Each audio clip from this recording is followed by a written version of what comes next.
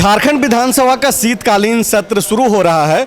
वैसे तो विपक्ष के पास कई सारे मुद्दे हैं, खास करके धीरज साहू के संबंधी ठिकानों पे जिस तरीके से इनकम टैक्स के छापे में जो कैश बरामद हुए हैं वो एक बड़ा मुद्दा है। हमारे साथ अनूप सिंह हैं, बेरमो से विधायक हैं, कांग्रेस के नेता हैं। अनूप सिंह जी, कल आप जब विधायक दल की बैठक के बाद निकले तो आपने एक चीज़ का जिक्र किया। आपने कहा कि IT का छापा तो मेरे यहाँ भी पड़ा और मीडिया रिपोर्टिंग गलत तरीके से हुआ। वही धीरज साहू के साथ हो रहा है, क्या आप ऐसा मानते हैं? नहीं, देखिए, धीरज साहू जी के यहाँ कैश बरामद हुआ है। निश्चित तौर पर ये बड़ी गंभीर विषय है कि कैश बरामद हुआ है, लेकिन कैश जो मिला है वो सही है या गलत है उसका जांच आना अभी बाकी है।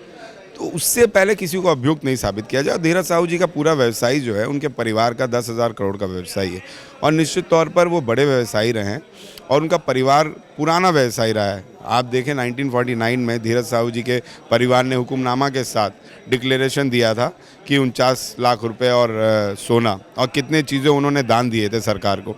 उसी का इंटरेस्ट रेट लगा लीजिएगा तो आज 500 करोड़ से ऊपर हो जाएगा।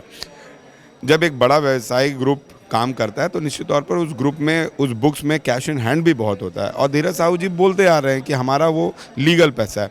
अब जब जांच होगी तो उसमें साबित होगा कि लीगल है कि इलीगल है, लेकिन तब तक हमें उन्हें अभियुक्त नहीं मानना चाहिए।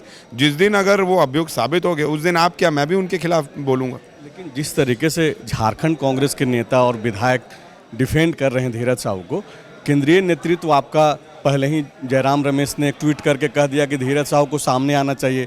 उनके ट्वीट किए हुए 3 से 4 दिन हो गए, धीरज साहू की तरफ से कोई अभी बयान नहीं आ पाया है। क्या आपको लगता है कि कांग्रेस पार्टी की तरफ से जो बातें कही गई उनको धीरज साहू को सुनना चाहिए? नहीं, निश्चित तौर पर मैंने पहले भी बोला है कि कांग्रेस पार्टी का इससे कोई लेना देना नहीं है और जयराम रमेश जी ने भी अपने ट्वीट में ये मेंशन किया है। धीरज साहू जी के यहाँ जो रेड कंडक्ट हुआ उसके 2-3, मेरे को लगता है 2-3 दिन पहले ही ख़त्म हुआ है। अब वो मीडिया के पास आएंगे। मेरे यहाँ भी जिस दिन रेड खत्म हुआ था उसी दिन मैंने प्रेस कॉन्फ्रेंस किया था। प्रेस कॉन्फ्रेंस करके जो मेरे ऊपर जो टिप्पणियाँ लगाई गई थी कि 1 करोड़ रुपया प्रतिदिन का कमाई, ऐसा तो इनकम टैक्स के किसी भी जाँच में या किसी भी रिपोर्ट में इनकम टैक्स में नहीं सौंपा, ना इनकम टैक्स ने प्रेस कॉन्फ्रेंस किया। धीरज साहू जी के यहाँ कैश पकड़ाना ये गंभीर विषय है। आप कोई भी बड़े व्यवसायी के यहाँ रेड मारिएगा, कैश इन हैंड अगर उसका कच्चे का काम है तो आपको उतना मिलेगा ही मिलेगा। बड़ी बड़ी उद्योग कंपनी आज उनके क्या रेड कंडक्ट कर लीजिए, आपको मिलेगा। अदानी अंबानी के यहाँ मिलेगा, वो अलग बात है। धीरज साहू कांग्रेस में है या बीजेपी में नहीं है इसलिए उनके यहाँ रेड कंडक्ट हुआ। हाँ, लेकिन अगर उनका पैसा इलीगल है तो निश्चित तौर पर उन पे कार्रवाई होनी चाहिए। लेकिन जब तक ये साबित नहीं हो जाता है कि लीगल है या इलीगल है तब तक तो उन्हें अभियुक्त नहीं माना जाए। एक सवाल ये है कि क्या PM मोदी के ट्वीट के कारण झारखंड में बीजेपी या फिर देश भर में जो बीजेपी जिस तरीके से धीरज साहू मुद्दे पे सख्ती बरत रही है, बयानबाजी कर रही है? देखिए, प्रधानमंत्री जी का ट्वीट अपना व्यक्तिगत मामला है। प्रधानमंत्री जी ने ट्वीट किया, अपनी एजेंसीज को शाबाशी दी कि उन्होंने इतना कैश रिकवरी किया। ये मैं समझता हूँ ये लॉ एंड ऑर्डर का एक सिचुएशन था जिसमें उनकी एजेंसीज ने कार्रवाई करते हुए एक अचीवमेंट किया, लेकिन अचीवमेंट इस आधार पर जज ना किया जाए कि वो अभियुक्त हैं। अगर जाँच हो आगे जाके और वो इलीगल साबित होता है तब जाके धीरज साहू जी अभियुक्त होते हैं।